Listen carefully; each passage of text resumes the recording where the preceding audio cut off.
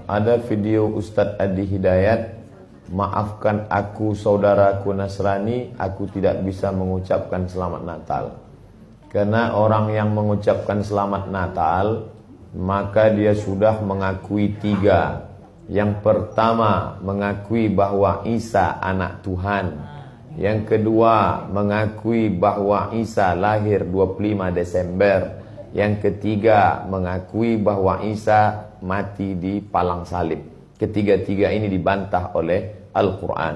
Bahwa Isa anak Tuhan dibantah. Laqad kafaral ladzina qalu innallaha salisu salasah. Kafirlah orang yang mengatakan Isa Trinitas dan anak Tuhan. Tentang Nabi Isa lahir tanggal 25 Desember dibantah. Ketika Maryam memegang Isa, tidak ada makanan karena terlahir di tepian kota. Allah memerintahkan menggoncang pangkal batang pohon korma. Tusakit alaiki rutaban jania. Gugur buah korma yang mengkal. Buah korma mengkal ada pada musim panas bulan Juli Agustus. Ketika Isa lahir, kambing-kambing sedang digembalakan di padang rumput. Sedangkan bulan 12 rumput tidak tumbuh karena tertutup salju.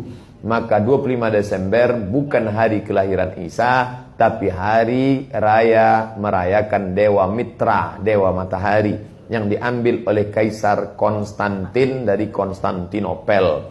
Lalu kemudian tentang Isa mati di palang salib dibantah Al-Quran.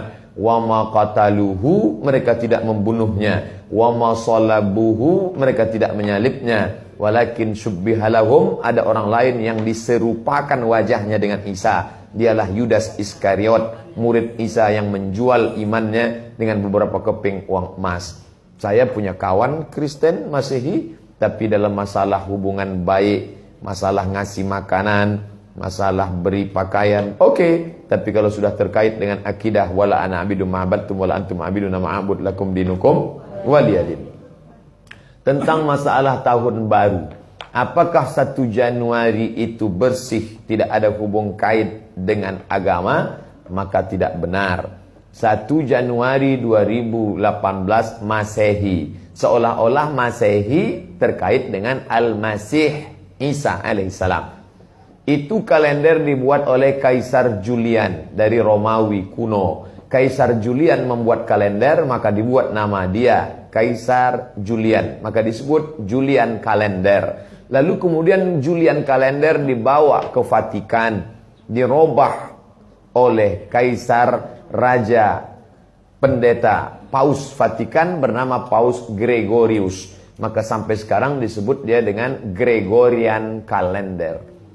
Lalu kemudian ketika terbentuk PBB, United Nation, Persatuan Bangsa-Bangsa, bingung mau pakai kalender apa? Di dunia banyak sekali kalender. Maka diseragamkanlah, dipakailah Gregorian kalender. Yang sebelumnya kita kerajaan Pasundan, kerajaan Demak, kerajaan Riau, Sendiriapura itu pakai kalender Hijriah. Termasuk Yogyakarta pakai kalender Saka, karena Sultan Agung Jawa mengkawinkan antara kalender Jawa dengan kalender Hijriah. Karena ingin mendamaikan antara Jawa dengan Islam. Maka setiap menyambut tahun baru Saka sekaligus menyambut tahun baru Hijriah. Kalender Masehi muncul belakangan, tidak tepat penisbatannya kepada Al-Masih karena Isa tidak tahu menahu tentang itu. Itu murni diambil oleh Kaisar Gregorius yang diambilnya ke Vatikan menjadi Gregorian kalender. Jadi kita menyatakan tahun baru, betul tahun baru, tapi tahun baru Romawi. Tahun baru Romawi, jangan kaitkan kepada Isa alaihissalam. Dia masih terkait. Adapun tahun baru Jepang, tak ada terkait dengan akidah. Nah ini tahun kalender yang baru.